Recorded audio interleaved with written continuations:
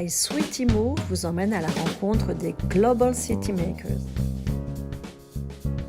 We heard that it was very important for a city, for a capital to have and to build a cluster because it's a way to demonstrate the world what you can do in the terms of research, universities, innovation, technology, etc. You said that in Moscow the project started around 2009, 2010, if I remember well. Am I correct? Let me correct your question at the beginning. Actually, the project is done not because the federal government or Moscow wanted to demonstrate something. The idea was, it's maybe like a collateral benefit, yes. But the idea was actually to create the space where the scientists and innovational entrepreneurs can be together, can find the ideas, can exchange their opinions, and on the top of this base, we can put additionally some industrial companies which are interested in new technologies. And actually it's a big crossroad. It's not like a cluster, but it's the place where people come together. As an idea, it was appeared in the government in 2010. And actually it was not like a bold statement that we want to get it. It was like a group of people, very high level authorities of the country, traveling different clusters all over the world. By the way, it was the first contact with Paris Capitale at that time, because it was some kind of parallel options. They've seen some Asian examples, they've seen some European examples, states as well. And at the end of the day, it was some principal decisions. If it would be old university and it's necessary to build this type of crossroad, new place, innovation city around old university, so it's necessary to take the approaches and the best practices from international experience and build new type of university. And after many discussions and many critics, by the way, the decision was made to start SKOLKO Innovation Center as the new spot, as the new platform. So it was a new platform. We heard concerning Paris Capitale, for example, that there was a tradition of ancient universities, ancient scientific centers, etc. For the cluster you're talking about, it was something very new, like beginning from nothing, or beginning from also a tradition and some ancient places? It was actually, in SKOLKO, it has started from nothing.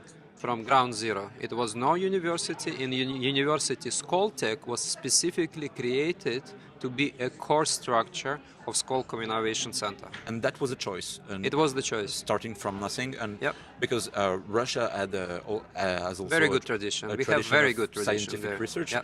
So we could have imagined that something could be created on something that already existed. You know, that's interesting, because the moment when the SKOLKO idea appeared, the Russian Academy of Science actually also went through the procedure of reforms and changes. And that's why, to build the university of the Western type, honestly saying, together with MIT, the university was based on the MIT Skoltech agreement, was the idea when it would be possible to see the standards and the best practices from somewhere else. And you know what's happening now, after this Skoltech University became one of the 7 best universities of Russian Federation among tech universities. And by the way, that's in the list of 10 best young universities of the world now. We see like traditional universities are ready to change its models, and they're even physically ready to move some departments or even fully move to SKOLKO as well, just to be closer to this innovation ecosystem. So we set the example. With the Skoltech, we set the example.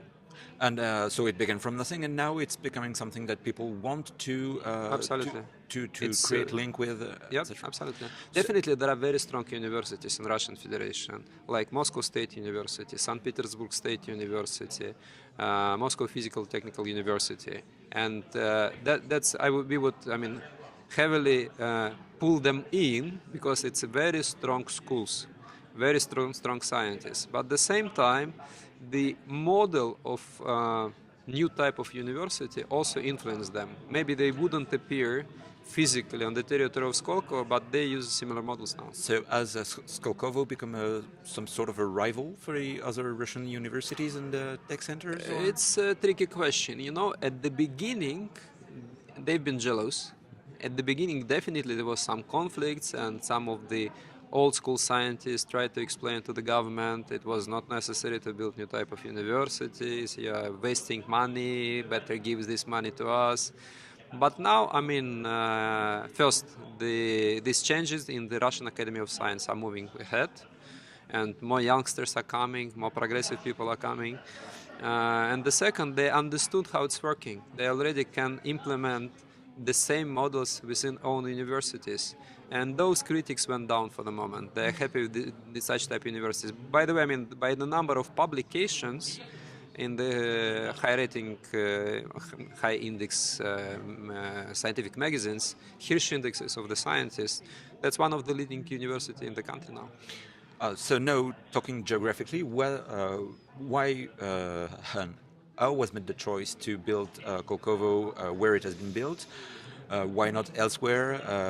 Was it possible to? I imagine it was not possible to build it Within Moscow. Yes, within Moscow, inside.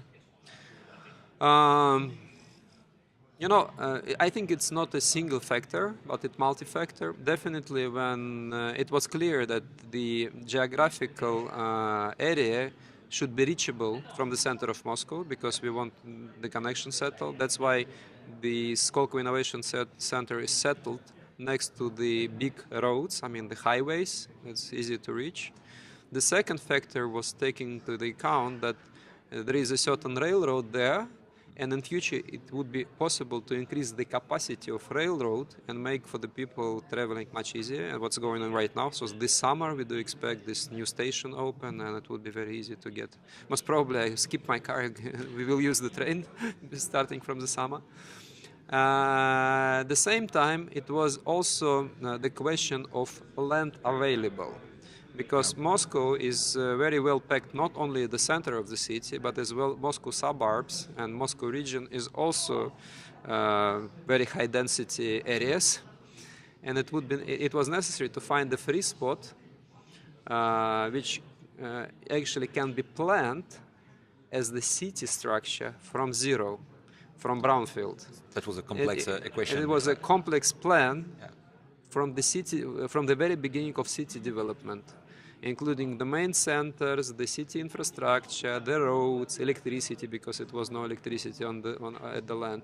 And for those, it would be necessary to find the empty area of land, like for Sakle it was the grain field, for us it was the potato field and grain field, but you know, and it was the only reasonable place in Moscow. It happened